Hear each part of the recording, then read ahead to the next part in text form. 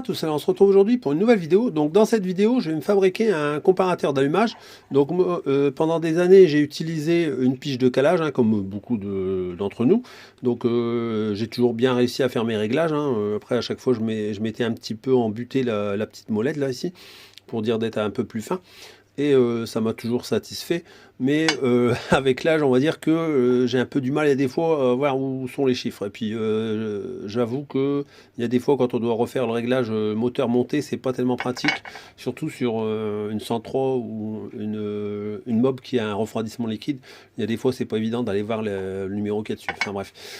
Donc pour ce faire, je vais prendre une vieille bougie. Enfin, quand je dis une vieille bougie, j'ai pas la provenance, c'est de la récup que j'avais, l'air d'être à peu près neuve, mais bon, c'est pas une bougie de mob, voilà. Donc là, je vais prendre une bougie comme ça. Ensuite, j'ai pris des joints de robinetterie. Donc là, demandez-moi pas les dimensions, puisque j'ai pris dans mes affaires un peu ce que j'avais dans un petit bocal avec tous des joints de robinetterie, voilà. Et ensuite, moi, j'avais acheté un comparateur aimanté. Donc là, il est aimanté, vous voyez, il est tenu sur l'étau, hein, c'est un comparateur aimanté. Je vous mettrai le lien dans la vidéo, mais où je l'ai acheté, moi je l'ai acheté sur AliExpress, on peut acheter que le cadran. Donc c'est pour ça que moi je vais partir de ça, puisque en fait il est facile à démonter, j'ai juste que la molette là à desserrer et le cadran sort tout seul. Voilà. Donc maintenant, première opération, je vais casser la porcelaine de la bougie, pour pouvoir vider l'entièreté de la bougie et ne garder que la partie métallique avec le filetage ici, et également couper l'électrode en bout de bougie. Voilà, donc on fait ça et on voit ce que ça donne. Donc là voilà, j'ai découpé la petite collerette qu'il y a tout autour de la bougie là, donc voilà, ça fait un peu deux petites rondelles qui s'évacuent lorsque vous avez fait l'opération. Donc comme ça permet de pouvoir bien accéder à la porcelaine. J'arrive pas à faire le focus, voilà. Donc on va faire comme ça, voilà. Donc vous voyez là ici, parce que la porcelaine elle vient s'élargir, donc en fait il y a la collerette qui vient mettre en butée la porcelaine, et le fait de retirer la butée métallique, on va dire, qui fait partie intégrante de la bougie, ça permet de pouvoir libérer plus facilement la porcelaine, voilà. Donc là j'ai profité que j'avais l'acier métaux dans les mains, j'ai retiré l'électrode de masse du côté du filetage, et donc maintenant on va procéder au retrait de la porcelaine. Donc, voilà, ça s'en va tout seul. Le fait de retirer la collerette, vous n'avez pas besoin de casser la bougie, et vous avez ainsi maintenant le restant qui va nous être utile pour faire le montage du comparateur. Donc là maintenant je vais bien me poncer tout ça, parce que là je vais pas mettre mes doigts dessus, il y a plein d'émail de fer. Je vais bien mettre au propre la surface pour qu'il n'y ait pas de copeaux qui coupent les doigts, on va dire. Et après on s'occupe de faire l'insertion du comparateur. Alors je pensais que j'avais une vis de 2,5 pour pouvoir faire un rallonge, mais en fait j'en avais pas. Donc je me suis débrouillé autrement. J'ai pris un rivet, j'ai fait sauter la partie avec la petite collerette là. Et en fait après je suis venu emmancher dedans. J'ai retiré je vais pas le perdre d'ailleurs. J'ai retiré le petit embout qu'il y avait à la fin du comparateur.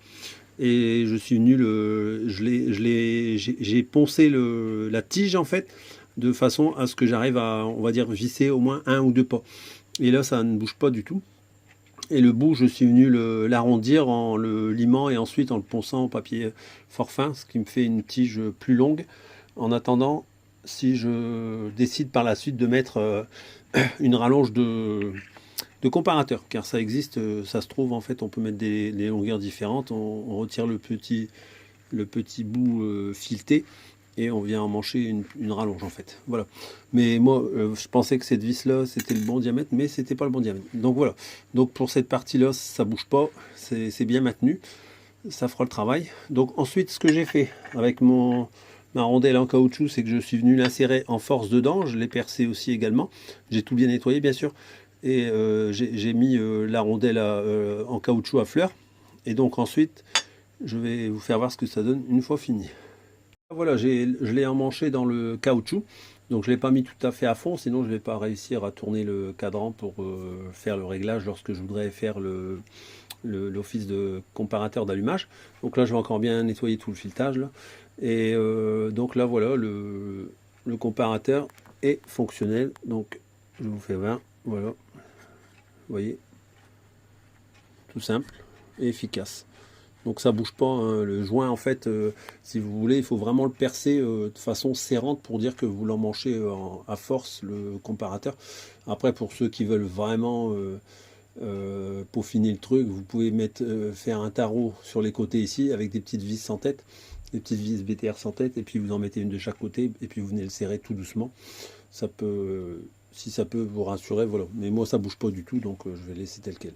Donc là je vais vous faire voir une fois sur un moteur ce que ça donne, comme ça vous verrez que ça fonctionne. Donc là voilà, j'ai bien serré j'ai serré la bougie contre, hein, je ne l'ai pas serré à fond puisque je ne vais pas faire le réglage sur ce moteur.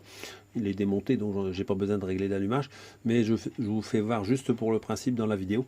Donc là j'ai mon vario qui est en prise directe, hein, je le précise.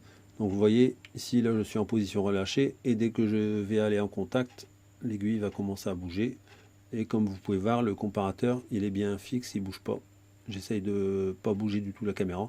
On voit que c'est bien maintenu dedans avec le joint qui est mis en force. Donc vous voyez, il n'y a pas de danger. On peut faire une mesure très précise avec le système que je viens de faire. Voilà. Donc un petit conseil, moi j'en avais pas sous la main, j'ai que des culots longs parce que quasiment tous mes moteurs que je monte sont en culot long. Mais idéalement, c'est mieux de prendre un culot court. Pour dire de pouvoir faire tous les moteurs, parce que là le jour que je mets un culot long, je risquerais d'être embêté pour si j'ai une culasse avec culot court, je risquerais d'être embêté. Donc je vais voir, puisque là en fait ma tige que j'ai mis elle est trop longue, là vous allez voir je vais aller à fond, et en fait je suis en butée de comparateur, donc vous voyez j'ai déjà fait je sais pas combien de tours. Donc bon bah voilà, je vais regarder combien qu'il faut que je retire sur la tige, je la réadapterai à la bonne taille. Vous voyez là je suis embuté, donc j'ai déjà fait je sais pas combien de tours. Donc voilà, donc mais ça c'est un petit détail, mais le principe de fonctionnement il fonctionne très bien, et je vous le refais voir. Vous voyez, il n'y a pas de, le comparateur ne bouge pas du tout, donc c'est bien fixé, il n'y a pas de danger. Donc moi je vais pas mettre de vis, mais pour celui qui veut vraiment se rassurer, mes deux petites vis sans tête, hein. Mais bon, moi personnellement je vais pas le faire puisque ça bouge pas. Voilà, donc j'espère que cette vidéo vous aura plu, et puis on verra dans une prochaine vidéo, lorsque j'aurai un moteur à régler l'allumage, je le ferai avec le comparateur d'allumage.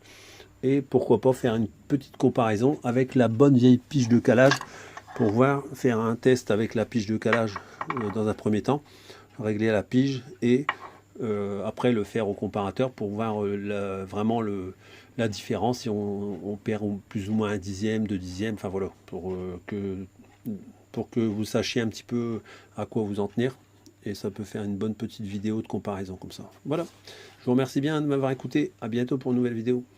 Ah oui, petit détail pour ceux qui se poseraient la question, puisque j'ai fait l'exercice sur un 50 poules ligne liquide. Donc là, vous voyez, là c'est la culasse boost. Sur une culasse à air, vous voyez ici, ma tête de comparateur, elle arrive juste à ce niveau-là, donc ça gêne pas pour dire de visser le comparateur sur le puits de bougie. Voilà. Je vous précise au passage, parce que pour éviter des commentaires, vous voyez, j'ai vérifié avant de le faire que ça pouvait passer. Voilà. Allez, à bientôt pour une nouvelle vidéo.